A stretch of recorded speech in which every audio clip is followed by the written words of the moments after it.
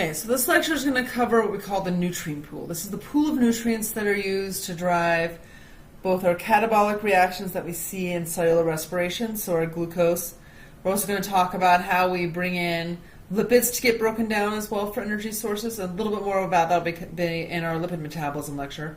We're also going to talk a little about how we make nutrients that fill this pool as well too. So when we're looking at these, again, we're looking at molecules that are used for catabolic reactions, or catabolism, or anabolic reactions, or anabolism.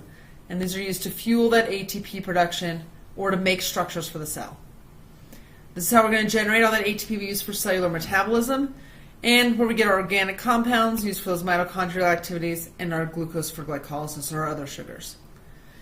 When we look at this, we're looking at our nutrient pool. Pretty much our nutrient pool is our fatty acids, so it become our fats, our glucose, and our amino acids. Our fatty acids get stored as our triglycerides, which is our glycerol, plus 3 of those fatty acids. So that's where the tri comes from. We have our glucose, which makes our glycogen. So again, our monomer becoming our polymer. And we have our amino acids becoming our proteins. So again, monomer to polymer. What will happen then is this is how we're using it when we're storing them or we're using them. This is when we're doing those anabolic reactions, right? We're building things. On the opposite side, we have our catabolic reactions where we're breaking down, I don't know what I just did. Okay, there we go, it's gone away.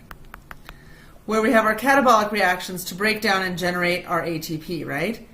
So here we can generate our 3 carbon chains. This can happen with some of our amino acids depending on their structure. Our glucose when it gets broken in half.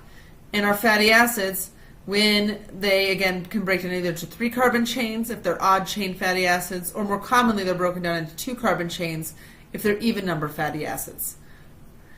Then those chains enter into the mitochondria, go through the citric acid cycle like we talked about in cellular respiration. And then those electrons get shoved to the electron transport system where they're used to generate large amounts of ATP, and it makes water as waste.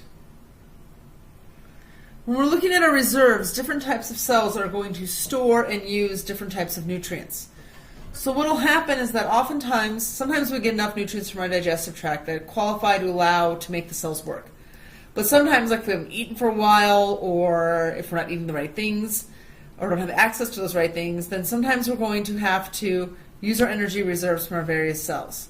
And again, different cells are going to use different things. Our liver cells play a huge role in coordinating all of these efforts. One of the things they do is they're going to store triglycerides. So our liver can become really fat if we have lots of fat storage there, or else it can make triglycerides and shuttle them to our adipocytes or adipose tissue and store that for later. The other thing our liver cells do is they produce glycogen. These are chains of glucose, and so we'll see glycogen being stored in our liver cells. Other places we see glycogen being stored is in our skeletal muscle. There's also a small reserve in our brain. Our adipocytes, as their name suggests, mostly stores our triglycerides. When those triglycerides get broken down, they can release fatty acids, which can get carried to other cells that can use them, and it's usually bound to albumin. Our skeletal muscle mostly stores glycogen, and then we'll use those glycogen reserves for quick energy sources during intense exercise. And what they can also do, though, as well as we get into a state of starvation or a state of massive stress, they can also release amino acids by breaking down the muscle, by breaking down the proteins to provide amino acids in those starvation states. This right here sort of shows how we have our relationships between all of our body systems.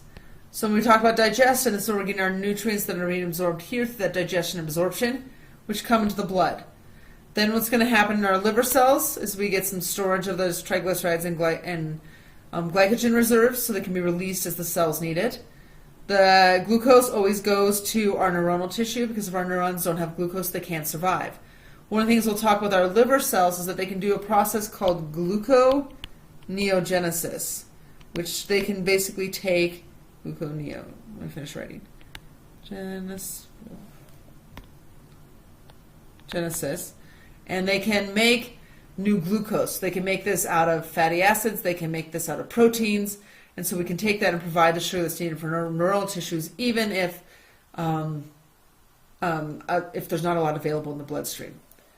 Lots of cells will absorb glucose when it's present or use other nutrient sources as needed. And our adipocytes will store extra fats, so we have that for later, so we have reserves if we need them as needed. So creating these reserves, we have a number of things that we do to create reserves. The big reserve in animals and humans are these fatty acids, where we store them as those triglycerides, which again is the glycerol with the fatty acids. So those 3 fatty acids.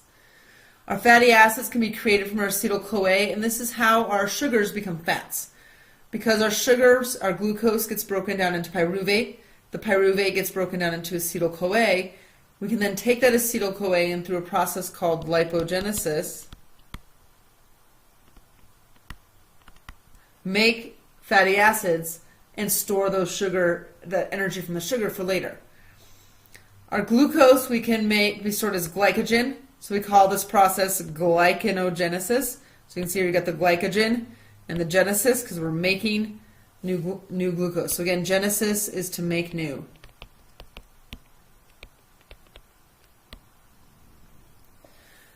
When you're looking at these terms, don't try to memorize them all. Break down the words so you can figure out what's happening. We can see here with glucose, we can be created by either breaking down the glycogen, so lysis again is to break down.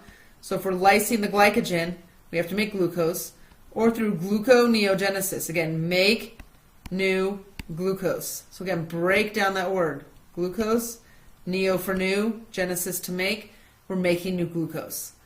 The glucose can also be used in the glycolysis, so it can help us to, again, make our acetyl-CoA, or help make a precursor to our glycerol, again, to make fats if needed.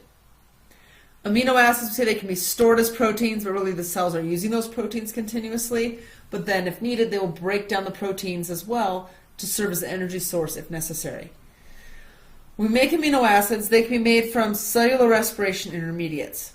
So with our amino acids, we've got 20 different amino acids, and so a lot of different intermediates in the citric acid cycle, some of the ones in glycolysis, those intermediates can be used to make new proteins. These are all of our non-essential amino acids. And then we can also get them from catabolizing the proteins that usually exist, and that usually comes from skeletal muscle.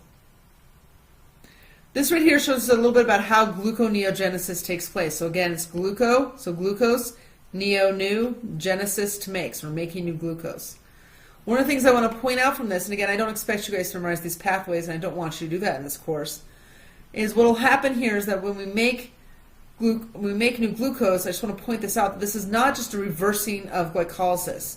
There are pathways that are used instead that sort of skip over these steps in order to sort of shunt or go around the process to make our glucose. When we're making glycogen, again, there's a whole process of glycanogenesis, and this is has lots of enzymatic steps. And again, if you need to know all these steps, you'll be required to take biochemistry for your degree. If you don't need to know all these steps, you'll be just fine being able to break down the words, which is really what we want you to get in this class. This right here shows a little bit more about how these pathways fit together. So again, we can see again how our breakdowns fit in. So our triglycerides can break down to our fatty acids, or we can store them as triglycerides. Those fatty acids can then come in and get used in the citric acid cycle to generate energy, or we can take these 2 carbon chain molecules, our acetyl-CoA, and make our fatty acids and store them for later. Our glycogen, again, our chains of glucose can get broken down to release glucose, so we can break it down to really make lots of energy, or vice versa, we can store that glucose for later as glycogen, again, to create those reserves. Proteins is the same thing. One big thing that's really important that I want you guys to really take home from this is that these pathways can go both ways. We've got ways to store and break down. And this becomes really important for how the metabolism of the cell works. And the cells are constantly moving back and forth between these 2 pathways, either doing a storage pathway or doing a release pathway. They have mechanisms in place so they're only doing one pathway at a time. This is all going to be based on the needs of the cells and the needs of the body, and it'll be coordinated by some of those hormones that we talked about back at the beginning of the semester.